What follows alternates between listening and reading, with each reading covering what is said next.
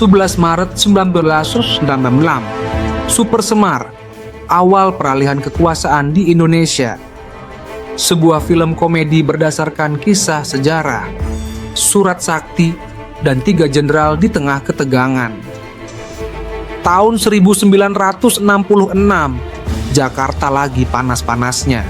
Bukan karena cuaca, tapi karena politiknya berasa kayak sinetron yang tiap episodenya makin bikin deg-degan.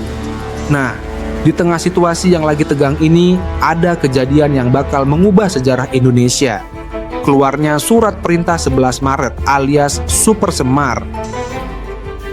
Ceritanya dimulai dari Istana Merdeka. Bung Karno lagi duduk di ruangannya sambil merhatiin setumpuk laporan. Matanya agak berat, bukan karena bosan, tapi karena semalaman kurang tidur. Di luar, situasi politik udah kayak bubur ayam yang diaduk kebanyakan, nggak jelas bentuknya. Tiba-tiba ajudannya datang.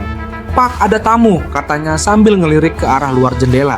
Bung Karno bangkit melirik ajudannya dengan ekspresi penasaran. "Siapa?" Ajudan itu menelan ludah.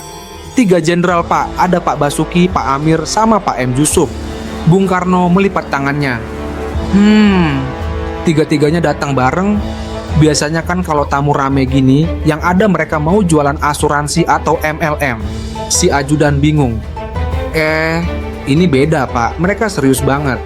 Mukanya kayak lagi mikirin utang negara. Setelah berpikir sejenak, Bung Karno mengangguk. "Baik, suruh mereka masuk." Nggak lama kemudian, 3 jenderal itu melangkah masuk dengan wajah serius. Mereka langsung hormat sebelum duduk. Bung Karno mengamati mereka satu persatu. "Ada apa? Ini kan bukan jadwal arisan," katanya mencoba mencairkan suasana. Jenderal M. Yusuf maju duluan. "Begini, Pak, situasi di luar makin genting. Demonstrasi di mana-mana dan ada kemungkinan besar terjadi ketidakstabilan lebih parah." Bung Karno Bung Karno menghela napas. "Saya tahu. Tapi situasi seperti ini kan bukan pertama kali terjadi." Jenderal Amir mengambil alih. "Betul, Pak, tapi kali ini beda. Kami ingin meminta Bapak memberikan perintah kepada Letjen Soeharto agar bisa mengambil tindakan demi keamanan negara." Bung Karno menaikkan alis. "Jadi, kalian mau saya kasih surat perintah?" Ketiga jenderal itu saling melirik lalu mengangguk. Bung Karno berpikir sejenak. Surat perintah ya? Baiklah, tapi saya yang nulis atau kalian yang nulis?"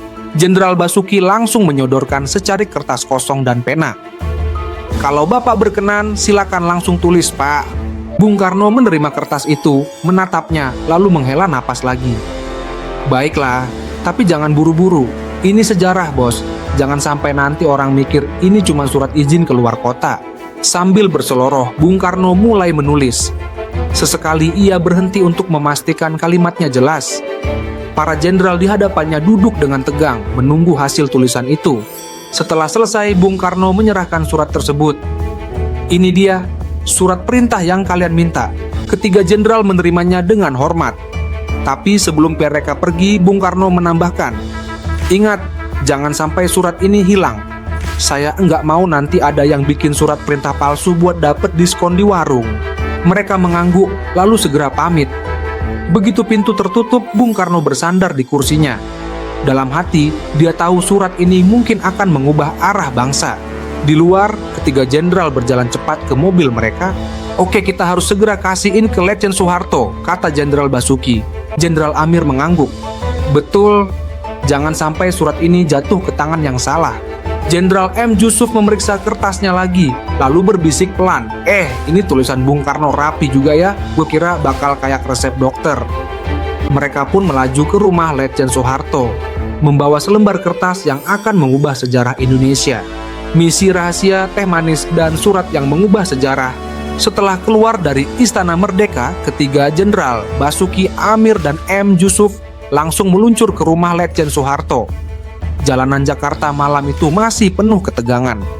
Demonstrasi di mana-mana dan ada desas-desus kalau situasi bisa makin runyam kapan saja.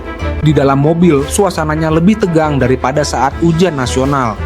Jenderal M. Yusuf yang duduk di samping sopir mulai resah. Suratnya aman kan? Tanyanya sambil melirik Jenderal Amir yang megang amplop berisi Super Semar. Aman, jawab Amir, tapi ekspresinya agak khawatir. Tapi jujur aja ya, ini rasanya kayak bawa kunci nuklir.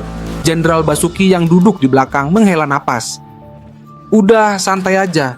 Yang penting kita harus pastiin surat ini sampai ke Letjen Soeharto tanpa ada hambatan. Mobil mereka akhirnya sampai di rumah Soeharto di Jalan Agus Salim. Begitu turun mereka langsung disambut beberapa ajudan. Pak Soeharto ada di dalam, silakan masuk, kata seorang ajudan dengan nada serius. Ketiga jenderal saling bertukar pandang sebelum melangkah masuk. Di dalam rumah, Letjen Soeharto sedang duduk santai, menyeruput segelas teh manis. Beda banget sama mereka yang tegang. Oh, kalian sudah datang, kata Soeharto sambil tersenyum tipis. Silakan duduk dulu, minum teh dulu, biar santai. Jenderal Basuki nyaris spontan bilang, Pak, ini kita bukan lagi kondangan, ini serius. Tapi ditahannya dalam hati. Akhirnya mereka duduk dengan sopan. Jenderal Amir buru-buru menyodorkan amplop berisi Super Semar. Pak, ini surat perintah dari Presiden Soekarno. Soeharto menerima amplop itu, membukanya, lalu membaca isi surat dengan seksama. Wajahnya tetap tenang, tapi ada sedikit perubahan di ekspresinya. Ia mengangguk pelan, lalu menaruh surat itu di atas meja. Jadi saya diberi wewenang untuk mengambil tindakan demi menjaga keamanan negara, tanyanya memastikan. Benar Pak, jawab M. Yusuf cepat. Soeharto menyandarkan tubuhnya ke kursi, lalu menatap ketiga jenderal di depannya. Baik, kalau begitu kita harus bertindak cepat.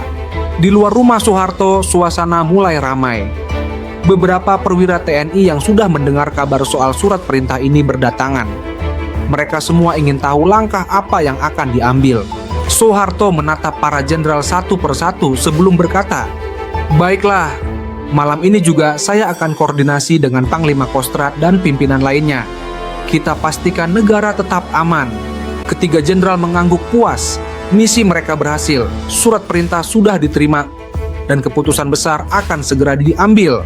Tapi sebelum mereka pergi, tiba-tiba ajudan Soeharto masuk dengan membawa nampan. Pak, tehnya tambah lagi, tanyanya polos. Jenderal Amir menoleh ke arah Soeharto. Pak, serius banget ini situasi, tapi Bapak sempet-sempetnya nambah teh. Soeharto tersenyum tipis. Kalau mau berpikir jernih, kutu kita harus tenang, dan teh manis itu bikin rileks. Jenderal Basuki hanya bisa menghela napas sambil dalam hati mikir, ini sejarah atau acara ngetes sore sih? Mereka pun pamit, meninggalkan rumah Soeharto dengan perasaan campur aduk. Di luar, M. Yusuf nyeletuk pelan. Gila, ini pertama kalinya gua ngerasain ketegangan politik sambil disuguhi teh manis. Ketiga jenderal pun tertawa kecil sambil masuk ke mobil. Mereka tahu peristiwa malam ini akan menjadi awal dari perubahan besar bagi Indonesia. Pengumuman, kaget nasional, dan warung kopi politik. Pagi hari Jakarta masih terasa dingin, tapi bukan karena cuaca. Udara politik makin tegang setelah Letjen Soeharto menerima Super Semar. Rumor mulai menyebar seperti bakwan goreng di warung kopi. Apa yang akan terjadi setelah ini? Di markas Kostrad, Soeharto menggelar pertemuan dengan para petinggi militer. Ruangan penuh dengan perwira tinggi yang duduk rapi, semua fokus ke satu orang, Soeharto. Bapak-bapak sekalian, kata Soeharto sambil meletakkan surat Super Semar di meja. Mulai hari ini kita ambil tindakan untuk menjaga stabilitas negara. Seisi ruangan mengangguk. Salah satu perwira berbisik ke rekannya, wah ini bakal jadi sejarah nih. Mungkin anak cucu kita nanti bakal belajar ini di buku sekolah. Di luar ruangan rapat, beberapa ajudan sibuk dengan telepon. Kabar soal Super Semar mulai menyebar ke berbagai pihak, termasuk media. Wartawan mulai merapat ke markas Kostrad dengan wajah penuh rasa ingin tahu. Sementara itu, di sebuah warung kopi dekat markas, para tukang becak dan pedagang asongan juga sibuk membahas politik. Bro, lu udah denger berita pagi ini? Tanya seorang bapak sambil meniup kopi panasnya. Belum, ada apa? Jawab temannya yang sedang mengunyah.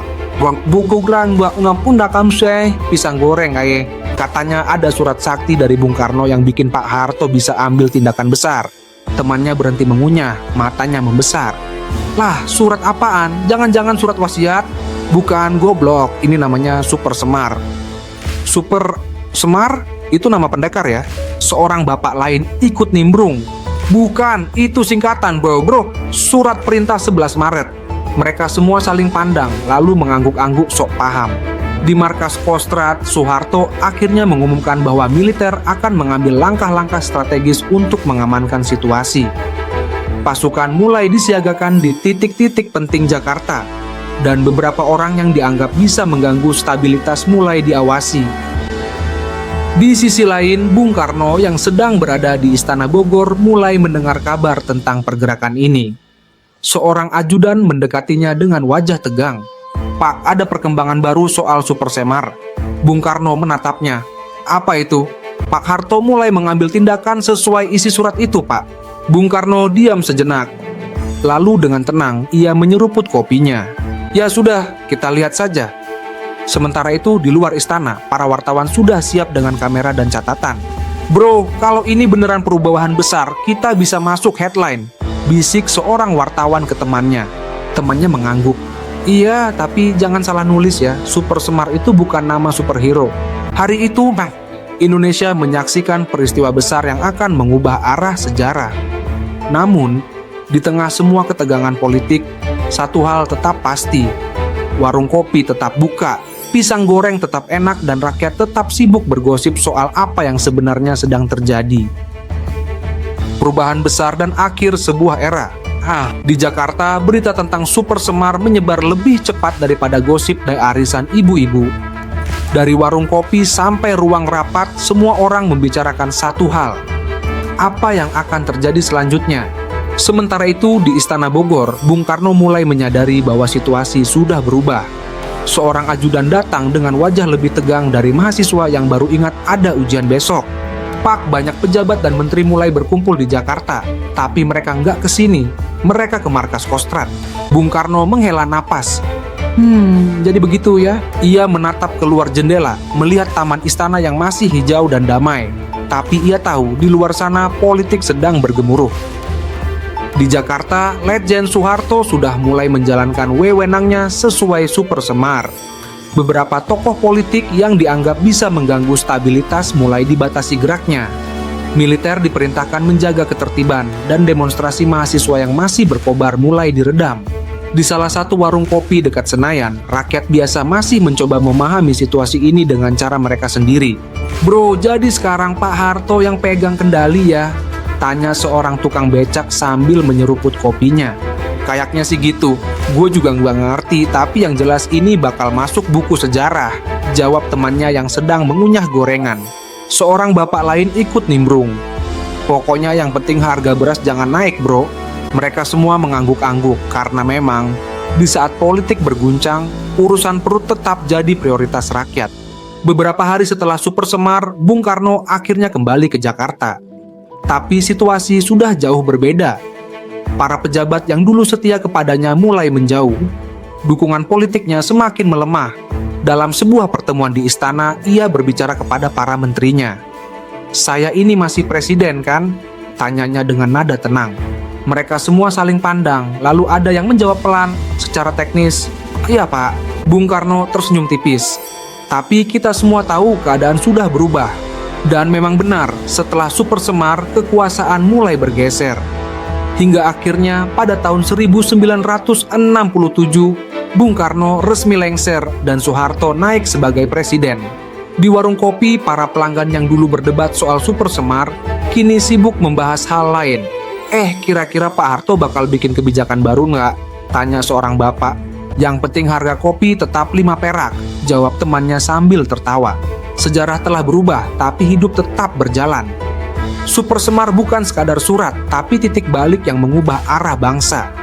Dan di tengah segala ketegangan politik, rakyat tetap punya cara sendiri untuk menghadapi perubahan. Dengan secangkir kopi dan obrolan di warung. Tamat. Gimana? Serius tapi tetap ada bumbu komedinya kan? Super Semar memang peristiwa penting, tapi gue coba bawain dengan cara yang lebih santai tanpa menghilangkan esensinya. Semoga lu suka.